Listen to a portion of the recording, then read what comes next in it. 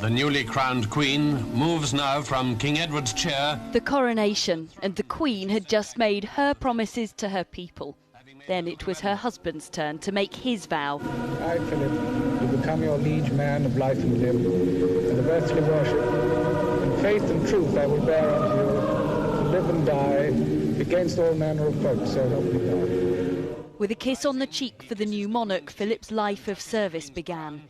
He would become the longest-serving consort in the nation's history, a role he would define and develop himself. He gave up a promising naval career to support his wife.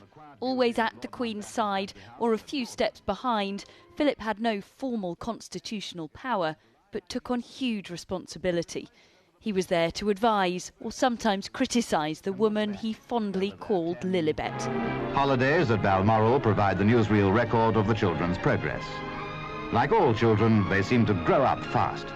Decades ago, raising a young family in his wife's shadow, it was a role reversal at a time when society painted a man's place in the world quite differently.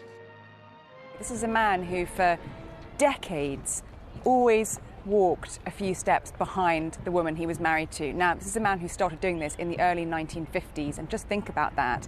Men at the time then were, we didn't have equality, women were wives, and this is a man who gave up his career, his incredibly flourishing career in the Navy, to basically walk behind his wife and support her and be her consort, and I think he has done that role remarkably.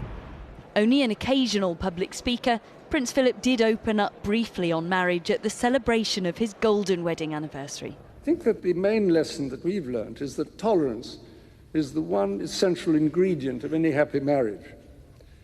It may not be quite so important when things are going well, but it is absolutely vital when things get difficult. And you can take it from me that the Queen has the quality of tolerance and abundance. The Queen, in turn, reflected on his commitment during her Diamond Jubilee. Prince Philip is, I believe, well known for declining compliments of any kind. But throughout, he has been a constant strength and guide. Through the decades, through all the appearances on the balcony here at Buckingham Palace, through all the changes the royal family went through, Prince Philip was always there to support his wife, our Queen.